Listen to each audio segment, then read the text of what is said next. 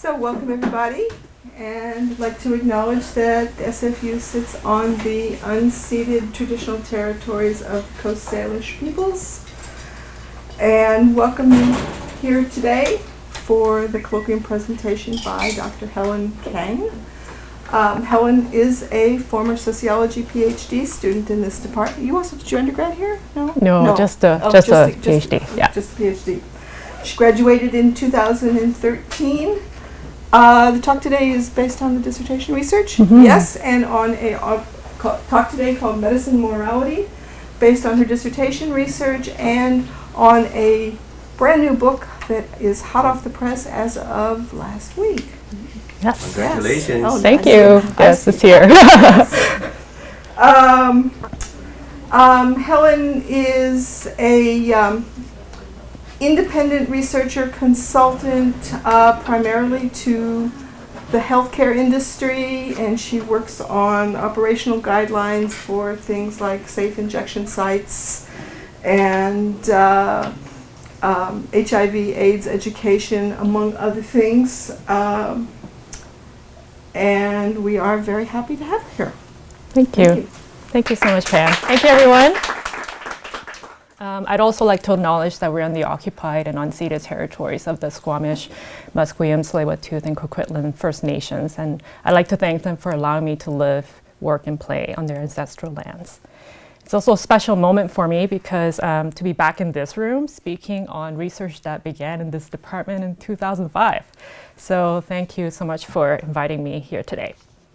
In my talk today, I'll examine moments in history of the Canadian medical profession where doctors' moral and scientific integrity was questioned. In these moments of crisis for the profession, it was compelled to re-examine its priorities, strategize in order to regain credibility, and redefine what it means to be a good doctor.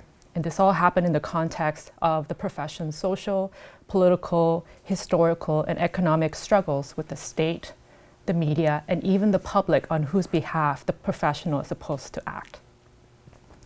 I'll begin with a bit of context and the theoretical framework that guides my analysis, medical disinterestedness, and then I'll discuss in greater detail three historical cases.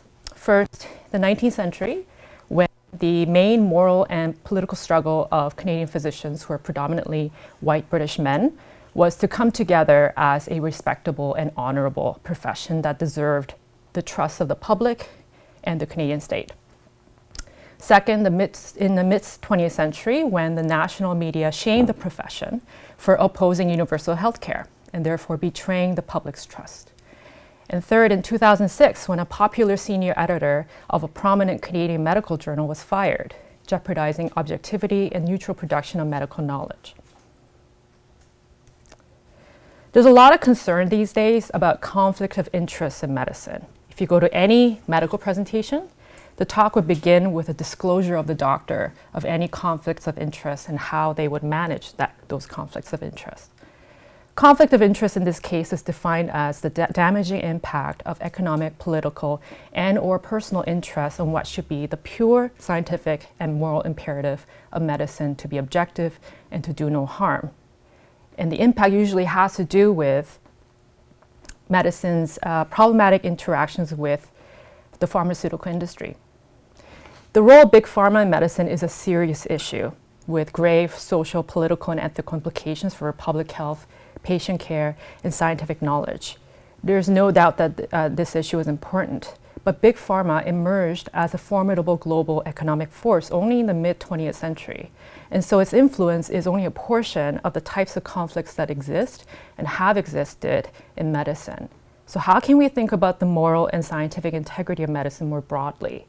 How does the profession conceptualize and respond to accusations of acting against moral and scientific integrity? Medical professionals are expected to act in the interest of patients and the public and its health, that is, of someone other than themselves. If doctors are involved in research, they're expected to act in the interest of scientific progress, the pursuit of knowledge, and the common good, that is, for something beyond their own personal interests.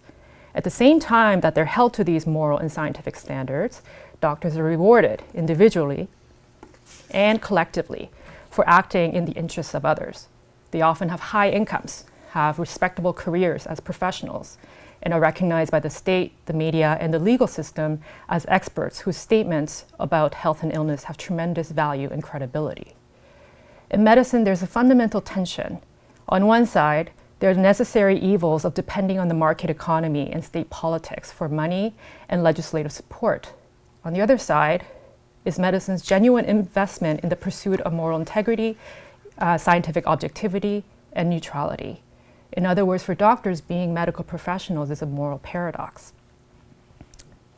There are different approaches in the literature on the subject of moral and scientific integrity among doctors. One perspective takes medicine's own claims at face value, that medical professionals are inherently scientific and morally upright, and that these traits serve as an unquestionable justification for the authority and credibility of the profession. A lot of this literature comes from historical documents, and much of it is written by doctors. And it tends to emphasize a profession's noble origins and the myth of scientific progress, to claim that as medical science improved, so did clinical practice and the morality of doctors. Another perspective in the literature is one of skepticism.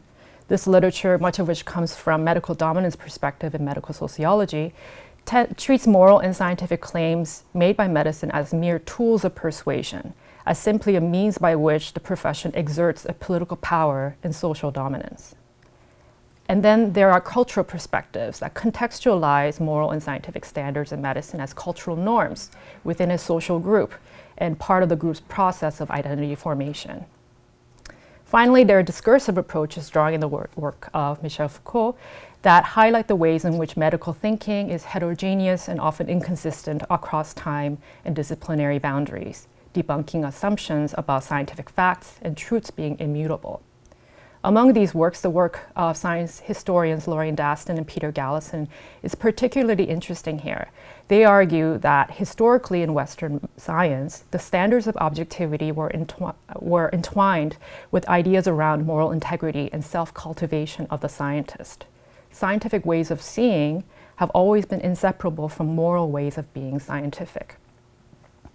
So rather than focus on whether or not doctors' claims to be objective, moral, neutral, scientific, a collection of ideals that I'll call disinterested, whether these are valid, which is a valuable line of inquiry that I leave to other scholars and analysts, I examine how the delicate balance between self-interestedness and disinterestedness is held together in medicine, particularly in moments where the contradiction becomes so obvious that the collective denial that exists risks falling apart.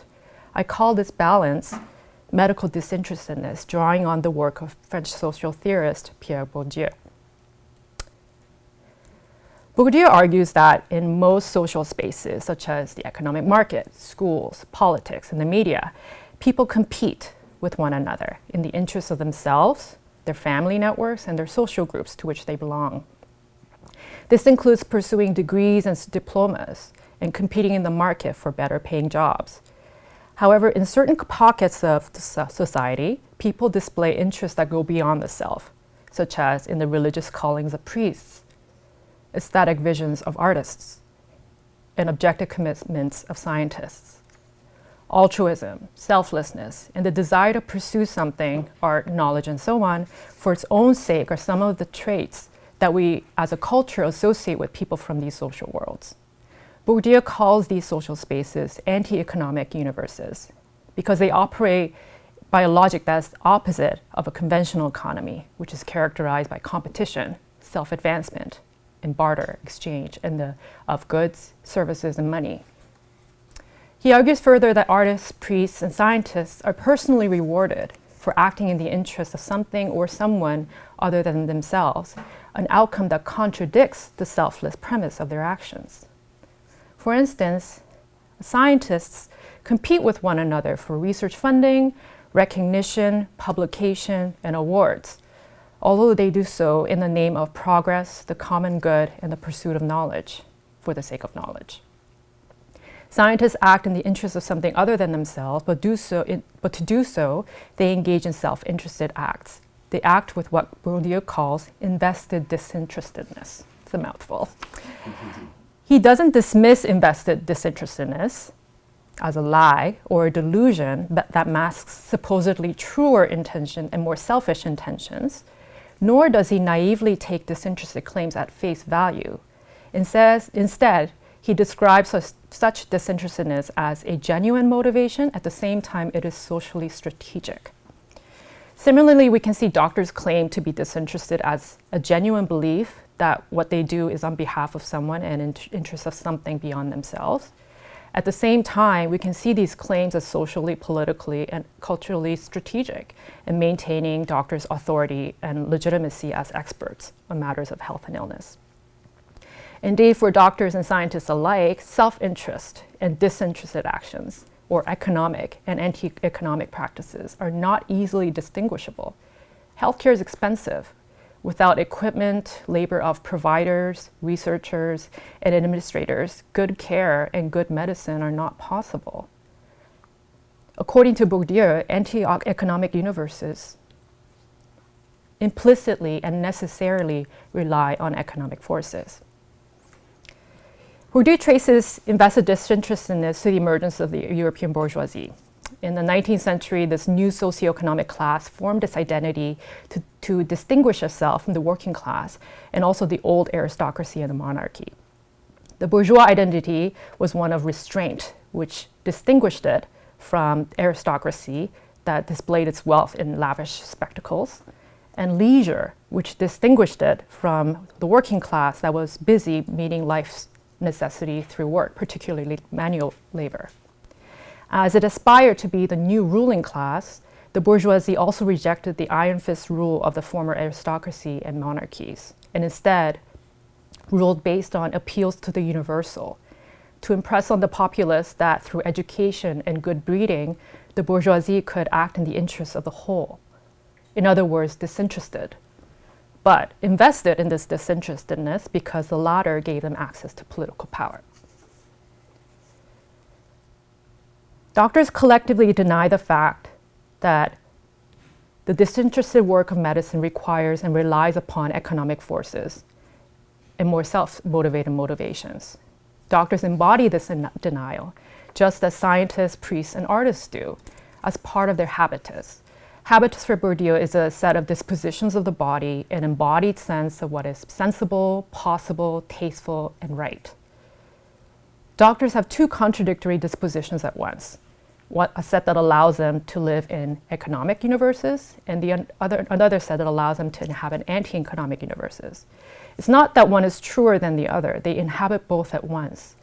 And when doctors deny relying on economic forces to be disinterested, it's not that they're blissfully ignorant. It's well known that medicine relies on economic and political resources. What they do repress is the fact that the two are fundamentally incompatible. Instead, they hold the contradiction in balance without having a complete crisis of faith. They suspend their judgment, choose the lesser of two evils, and manage their conflicts of interest. Of course, there's always a possibility of dissent and doubt, which is why there are whistleblowers and revolutions in scientific thinking. But in general, there's a belief among doctors that objective, neutral, and disinterested medicine is possible, despite having to rely on economic and political forces. So I looked at the space between the pervasive collective belief and momentary doubts, or temporary crisis moments where doctors as a profession face conflicting interests in relation to scientific and moral priorities. I looked at how they struggled to restore their scientific and moral legitimacy, and in the process generated new possibilities of what it meant to do medicine and to be a medical professional. So specifically, I looked at editorial content in medical journals. So this content are written by physicians, either as editors or as writing letters to the editor, to journals that are published to their colleagues. So this part of the journals are non-scientific texts that contain thoughts and arguments about social, political, culture, and professional issues that doctors face. And these writings serve as a window into how doctors at various times in history highlighted, discussed, and debated matters of scientific and moral importance. So let's move on to our first historical case. The medical profession in Canada formed in the 19th century, in midst of social change and various conflicts that come with such a change. 19th century professional medicine looked very different from what it is today. Today's doctors are part of a closely knit professional group who share a unique cultural and professional identity based on eliteness and the responsibility over life and death of patients that they share. In the 19th century, doctors didn't have the kinds of feelings of professional allegiance, camaraderie, and shared identity. They were almost exclusively men, white men, and in fact called themselves medical men, and were largely entrepreneurs. They competed with one another and with other practitioners for patients. Up until the 19th century, British medical men who were trained and certified in Britain were given automatic license to practice in the British colony, and they remained dominant without much competition or threat. Into the second decade of the 19th century, that began to change on two fronts. Enterprising non-medical practitioners such as chiropractors, homeopaths, and a new type of practitioners called Thompsonians, who were mostly self-taught healers, gained popularity that threatened the dominance of medicine. There were laws against unlicensed practice, but these were very loosely enforced, if at all, and the government was reluctant to grant doctors complete monopoly over the medical market, and by giving into their demands to be able to control their own licensing. Secondly, new medicals began to emerge in the US and Canada, which were attracted to those who couldn't access an expensive British university education. So this included many working class men, including French Canadians, and this trend threatened the dominance of British physicians trained in British and European medical schools. So enmeshed in the class and ethnic conflicts of the time were questions of who belongs in the profession, who does not, who is a legitimate practitioner of medicine, who is not. And the struggle to answer these questions unfolded at the levels of legislations and professional policies, but also at the discursive level and the cultural level of collectively defining what it means to be a modern physician. And the answer revolved around the figure of the gentleman physician, with particular breeding or class origins, and education, which is also related to class, and also judgment of character and intellect. British elite physicians try to maintain that British or European university-based medical education was the only legitimate form of qualification. Meanwhile, non-medical practitioners and graduates of Canadian and American medical schools fought to expand the definition to include self-learning and medical degrees that are not from these traditional schools. In response, British elite physicians adopted a joint criteria for being a gentleman physician that brought together specific ideas around scientificness and morality. To be scientific was to be rational. To be rational was to be a gentleman, educated in a British or European university-based medical schools, which also meant coming from a certain class, middle or upper class. And to be a gentleman was to be honorable and trustworthy. This equation worked in both directions, so that the only way to be rational and honorable, qualities that are needed to be a physician, one needed to be a gentleman with respectable class origins and appropriate university education. So this meant that there were a lot of conflicts and arguments between doctors during this time. Disputes over patients and conduct could escalate into heated exchanges and insults. And some of this was published in medical journals as angry letters. This level of internal strife was problematic and really embarrassing for the profession, especially at a time when doctors are trying to convince a very reluctant government that they should have the right to regulate the profession. These quarrels painted doctors as divided, petty, and unfit to govern themselves. In short, the very opposite of honorable gentlemen.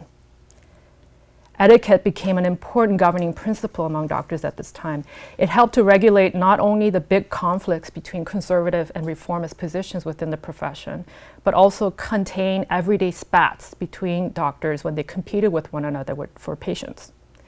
This form of etiquette emerged out of a very specific set of rules. Bill Nye, a historian, argues that 19th century scientists, primarily men, took the duel, which was a form of conflict resolution among aristocratic men to preserve their honor, and adapted it to the sensibility of the new bourgeoisie. So instead of fighting with swords, these men fought with words to defend their personal honor. Some of this duel with words appeared in medical journals, and some were very personal, including a series of letters between two physicians who hurled insults at each other over several issues.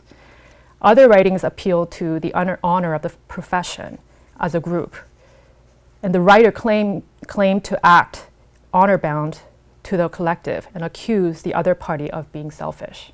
This latter position was particularly used by British elite physicians as a way to quell dissent within the profession about British dominance.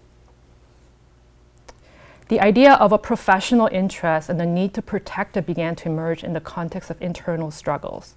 It was a way by which British elite medical men asserted their dominance within the profession, but it also had wide-reaching implications for what it meant to be a medical professional. The Canadian Medical Association, which is a lobbying body for the profession, produced its first code of ethics in 1868. This document repeatedly highlights the importance of dealing with debates, disputes, and conflicts among physicians behind closed doors and away from public eye and the eyes of patients. The code is extremely detailed in its instructions, for example, about who should speak first when more than one physician is called upon by a patient, and the importance of retiring to a private room for deliberation where they can argue if necessary, but they don't do it in front of patients so that they can present a united front and encourage confidence in medical judgment. The ultimate goal was to protect the dignity and honor of the profession over and above one's own personal honor and interest. This imperative had to be ingrained in each and every physician for it to work. Medical men had to see one another not as competitors or adversaries, but as fellow professional, a brother. This brotherly feeling went from being focused on defending, this brotherly feeling had to be embodied part of the medical habitus. During the 19th century, disputing doctors went from being focused on defending their own personal honor to protecting the honor of the whole professional group, marking an important shift away from competition, strictly, and self-motivated interests and towards a disinterested ethos of a professional group, a brotherhood of scientific gentlemen, specifically white British or pro-British gentlemen. Now, it was one thing to rally all medical men to defend the honor of the professional group and see themselves as part of a brotherhood of gentlemen. But it was another to show those outside the group, namely the public and the government, that doctors could be counted on to defend the interests of those outside of the professional group. They needed an external object on whose behalf they could claim they were acting so that they could gain moral credibility and not be seen as opportunistic. The concept of the public became this object. Now, Foucault has written extensively about how the concept of the population emerged in the 19th century as an object of knowledge and of governance. The writings in the Canadian medical journals at this time shows two ways of portraying the public: as an irrational mob that couldn't tell the difference between good and bad medicine, which was the reason why practitioners were successful. That was the reasoning. As medical men, and then as a population with right to good care. As medical men moved toward the latter discourse, they not only brought in the public as an object of medical knowledge, the public provided professional medicine with a way to legitimize itself as a disinterested institution and group. The discourse of public health and acting on behalf of public interest didn't resolve the thorny issue of payment. Medicine wasn't altruism. Doctors wanted to be paid for their services. The public may have had the right to expect knowledgeable and honorable experts to protect them from quackery, malpractice, as much as from disease, but medical men would honor this right if and only if the public reciprocated with respect and payment. Public interest was to be held in tension with professional interest, and this precarious balance would tip in the mid-20th century when the medical profession resisted publicly funded health care. Now, in 1959, the Cooperative Commonwealth Federation, the CCF government in Saskatchewan, led by Tommy Douglas, announced its intention to establish a universal prepaid health insurance plan in the province.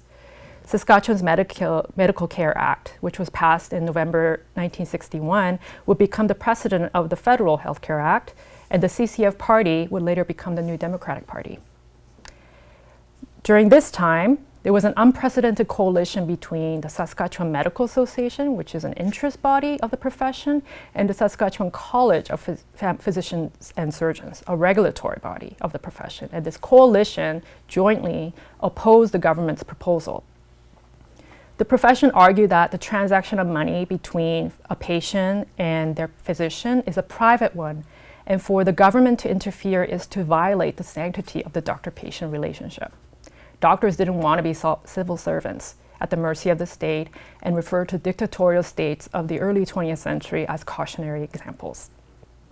Despite the profession's resistance to being an arm of the state, as they put it, in truth, medicine and statecraft had become closely integrated in the early part of the 20th century, particularly in the prairies and specifically in Saskatchewan. During the Great Depression, the provincial government provided grants to new hospitals in rural areas and even paid doctors salaries well before the Medical Care Act was proposed. And even before the Great Depression, there were union hospitals, which were municipally run facilities that paid doctors with tax revenue so that rural regions with high incidence of poverty could have access to medical care. This system also gave doctors access to income during economically dire times and gave them access to training grounds for medical residents and labs for research in hospitals. Also, by 1959, there were 2 physician-sponsored private medical insurance companies that covered about a third of the province's population.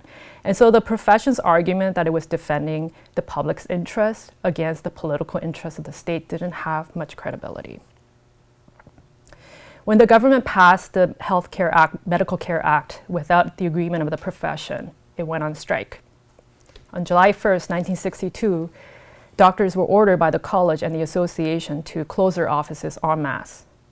The provincial press in Saskatchewan up till this point had skewed the coverage of the negotiations in favor of the profession, but when the walkout happened and the news went nationwide, the national news media denounced the doctors' actions as an illegal strike. There was a public demonstration in front of the provincial parliament building in Regina on July 11th of the same year to support the doctors, but it drew about 5,000 protesters, which was less than a fifth of the expected numbers. So it was a disaster for the profession. The strike ended with the signing of an agreement between the government and the profession, which legalized tax-funded universal health medical insurance, but also allowed doctors to charge a fee for their services on a voluntary basis. So it was a bit of a compromise. Now, with the strike being reported across the country, the medical profession faced an angry public, which saw the profession's actions as selfish and elitist. Now, it was no surprise that for years the profession had been losing touch with the public on whose behalf it claimed to act. If you remember, in the 19th century, professional medicine merged scientificness, which was defined as learned rationality, and morality, defined in terms of gentlemanliness, into a cohesive discourse of medical disinterestedness. At this time in the 20th century, however, the harmony between science and morality went askew.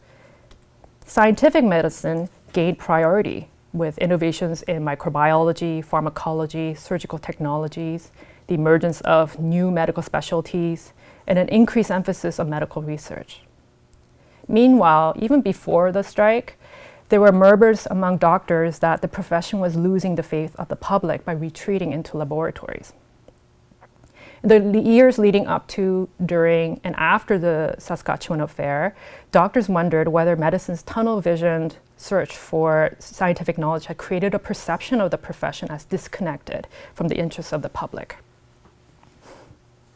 After the strike, many in the profession called for a more socially attuned and more humane form of medicine to repair the profession's credibility in the eyes of the public. Medical periodicals paid heightened attention to issues and topics that were outside of what was strictly medical. There were questions about what it means for doctors as individuals and as a professional group to be socially attuned to individual patients and to the public at large. Now I'll talk about 2 specific changes that resulted from this questioning. One with regard to public health, and the other with regard to public relations and media work. Now, in an era of increasing specialization in medicine, public health had been in decline at this time because it was considered less scientific. But in the aftermath of the Saskatchewan affair, the profession readily embraced public health precisely because it was less scientific and more social, as a way to reconnect with the public. In the mid-20th century, public health was gradually moving away from preventive medicine, which included older public health practices such as sanitation and public works that was strictly about preventing disease, and more toward social medicine, which based on the idea that health and illness couldn't be separated from social change and social environments. But there were differing approaches within social medicine as well. Dorothy Porter writes that in Latin America, social medicine became linked with Marxism-inspired political movements, becoming concerned with structural and equity issues such as access to medicine. Social medicine didn't really take hold as an academic discipline in Latin America, but in Anglo-America, particularly in the US, it did, within departments of public health. The founder of the Department of Public Health at the University of Saskatchewan at this time wrote that sociologists could help them to understand social factors pertinent to medicine. But only specific social science perspectives were welcomed, those that focused on the individual as an atomized subject in their environment. Sociologists could help doctors understand social factors as more or less a translator between the layperson and the medical expert, rather than actually question the role of medicine in society. This version of social sciences fit into the existing model of medicine that focused on the individual patient and their behaviors, which were analyzed using quantitative and deductive methods. And so in the context of public health in North America, social medicine as a moral enterprise focused on the individual and less so on sociocultural and sociopolitical issues and contexts that underpin health. Another shift within the profession was embracing public relations and public media work. After the Second World War, public relations tended to evoke memories of Nazi propaganda and advertising and manipulation, like think the TV show Mad Men. Before the strike, doctors on the whole resisted the idea of self-promotion because it placed them in economic and political arenas. So it was one thing to have doctors agree that public image of the profession was a problem, but another to convince them that public relations was the solution. The events of July 1962 produced a new attitude among doctors. There were statements that the profession had failed because it didn't have an effective public relations strategy. The public misunderstood the intentions of the profession, which was about freedom, not money. By turning their nose on public relations and the media work, the profession had relied on false pride rather than honor and humility, and in the process failed the public by not providing them with accurate information about the profession's motivations. The editorial writings at this time show the profession reluctantly embracing public relations and media work as a legitimate part of medicine. In the process, doctors raised the profile of journalism, a field that medicine had historically looked down upon as sensationalist and untrustworthy. Instead, the profession saw a need to understand journalism better as a particular scientific practice, even if it's different from that of medicine. This opening, creating a closer media-medicine relationship as a way for the profession to become more socially responsible, medicine opened itself up to the media industry and journalism with its own set of rules, norms, and stakes, which became a problem in 2006. On February 20th, 2006, the top editors of the Canadian Medical Association Journal, or CMAJ, were fired, and this event became a controversy in national and international medical circles. Over a period of a decade, the editor-in-chief, John Hoey, and senior deputy editor, Anne-Marie Totkill, had ushered the journal to international prestige. The editors were fired a few years after two other prominent medical journals fired their own editors. In 1999, editors of the Journal of the American Medical Association, or JAMA, and the New England Journal of Medicine were fired. Also, in 2004, for the first time in the journal's almost 100-year history, the management of the journal was handed over to a private company, Canadian Medical Association Holdings, which also manages doctors' pensions. So when the editors at the CMAJ were dismissed, it happened at a time of increasing corporatization of medical journals, which was accompanied by a threat to editorial independence, which is one of the most cherished principles of not only medical publishing, but intellectual work of science in general. Scientific journals are an integral part of the intellectual life of scientists in the pursuit of science for the sake of science.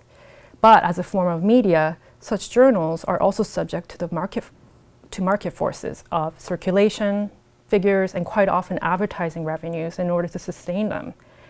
Debates around the dismissal of the editors at the CMAJ and the fate of the journal brought this inherent contradiction within medical science into sharp relief. As I'll show in the final section of my talk today, a close analysis of the statements and positions taken by the dismissed editors and their supporters and the journal owners and the CMA on the other side show deep-seated inconsistencies and contradictions with regard to objectivity and ethics in medical publishing. The dismissal took place shortly after a disagreement between the editors and the journal owners over a news story that was published in the journal on December 6, 2005. The story was written by two medical journalists who regularly contribute to the journal, who wrote about how the Canadian Pharmacists Association had advised pharmacists to collect personal information from individuals seeking the over-the-counter emergency contraceptive, commonly known as Plan B. The personal information include details of menstrual cycle, methods of birth control, and other highly personal details which are stored with prescription data. The journalists raised concerns about privacy and barriers to accessing the drug. And as part of their investigation, the journalists took testimonials from women who had purchased the drug, but didn't inform the pharmacies that their dispensing practices were being investigated. The Pharmacists Association got wind of the story before the issue went to press and confronted the CMA, asking that the story be pulled on the basis that the method of covert research wasn't ethical. Now, similar to other medical journals, the CMAJ contains peer-reviewed articles, but also news stories and other non-peer-reviewed content. The editors claimed that the story was a legitimate piece of responsible journalism and that the story should be published as is, because it doesn't require the same kind of informed consent as a piece of academic research. John Hoey wrote an editorial in the CMAJ about the CMA's interference, and a couple of months later he was fired. Medical science and journalism have different standards of objectivity, standards and history with regard to ethics, particularly around covert methods. Within journalism, there are debates about whether covert methods are morally justified. But overall, as a field, it has a more comfortable relationship with this method historically, because covert investigative reporting helped to blow the whistle on corruption, such as reporting during the Watergate scandal. This type of reporting helped to raise journalism's credibility in the 20th century. Meanwhile, biomedicine's involvement in covert research is associated with scandals and human rights abuses. Think about the horrors of Nazi experimentation, Tuskegee syphilis study, where African-American men in Alabama were deceived into participating in a research study for decades without their knowledge, and experimentation on Indigenous peoples in Canada in sanatoriums and residential schools. Journalism also entertains hypotheses and untested ideas in the name of public good, but science requires much more extensive testing and rigor as part of a scientific practice. The Plan B story incident showed a set of compromises and struggles between science and journalism when it comes to medical reporting. In fact, both sides of the argument pushed for ethical practices. For the journal owners, this meant ensuring that the rules of science remained superior to those of journalism, even if it meant violating editorial autonomy. For the journal editors and their supporters, upholding ethics meant a responsibility to uncover truth, even if it meant allowing the rules of journalism, an inferior field, to enter into medicine. After the editors were fired, 16 out of 18 other members of the editorial board resigned. The interim editor resigned after 1 week. The story appeared in national newspapers, such as the Globe and Mail, and the CBC reported it as well, often criticizing the actions of the CMA. The reputation of the journal was on the line. To repair this reputation, the CMA appointed an external governance review panel, which recommended a more independent and robust oversight committee to respond to complaints and disputes more effectively, to return the ownership of the journal to the CMA Board of Directors, and to divide the role of the editor-in-chief into two separate streams, content management and business management. The idea was that cordoning off the business side of publishing from the scientific side of developing content would help to restore the integrity of the journal. The panel also suggested having a more prominent disclaimer that the editorial content doesn't necessarily reflect the CMA's views or policies. So the business side of medical publishing returned to being an acceptable compromise and necessary evil in the production of medical knowledge. Meanwhile, the dismissed editors and their supporters founded a new open source medical journal called Open Medicine under the Creative Commons license. They emphasized that, quote, medical knowledge should be public and free from undeclared influence, close quote, and that the contents of the journal, quote, will be owned by all who read and contribute to it, close quote. They did away with the business side of the journal that was central to the conflicts of the CMAJ that resulted in the editor's dismissal. So they actually had a volunteer board of editors. But journal ownership isn't the only concern in the editorial process. Richard Smith, who is a former editor-in-chief of the British Medical Journal, another very prominent medical journal, points out that most editors have no training, largely work alone, and learn on the job. Despite editors having a lot of influence on content, there isn't much of a process to address editorial misconduct in medical publishing, or even just poor performance. Now, Open Medicine held the editor-in-chief accountable through annual meetings to review their performance. In other words, relying on the rationalism of the group and trust and good faith in individual board members to maintain scientific standards. Both sides of the conflict claim to be acting honorably and upholding objectivity and ethics. Ultimately, these concepts could be shaped and argued according to the interests of those who claim to be objective and ethical, with varying levels of success. Neither side could do away completely with the fundamental issue of having to rely on media and economic forces to publish medical knowledge. In 2016, so 3 years ago, another editor-in-chief was fired from the CMAJ under mysterious circumstances, and this time it kind of went by quietly, but still raising concerns about editorial autonomy once more. In 2014, Open Medicine folded, citing funding issues and challenges of relying on a volunteer editorial board. The three cases I've explored shows that in moments when the moral and scientific credibility of medicine was put into question, and when the profession faced conflicts with those within and outside the group, doctors shaped their moral and scientific norms in order to articulate and reframe its claim to disinterestedness, what it means to be a good doctor in a good profession.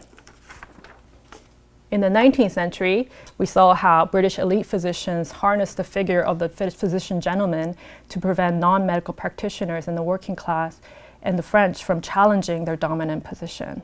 And in the process, they formed the idea of the profession as a brotherhood, which acts on behalf of the public, whose right to proper care the profession had a duty to protect.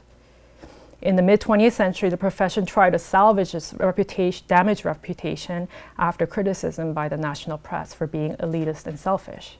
And they did so by embracing public health, a discipline that had been disappearing in an era of scientific medicine, and public relations and media work as a way to regain trust of the public and promote itself as a socially responsible profession. And finally, in 2006, the discourse surrounding the controversial firings at Canada's top-ranking medical journal showed that standards of objectivity and ethics in medical publishing are constantly negotiated and debated at the troubling intersection of intellectual science and medicine, the pursuit of truth in journalism, and the business of publishing. Medicine shapes its moral and scientific standards and norms in direct relation to the conflicts it faces. Now, this means that as the public and as proponents of various institutions, such as the state, the media, and academia, those of us outside the profession can help shape medicine's standards and norms. The three historical cases show the range of possible and available language that's already in the profession around what's right, what's wrong, what's good medicine, and what's bad medicine. And harnessing this language can allow us to support or object to the profession's moral claims and socio-political actions. Thank you.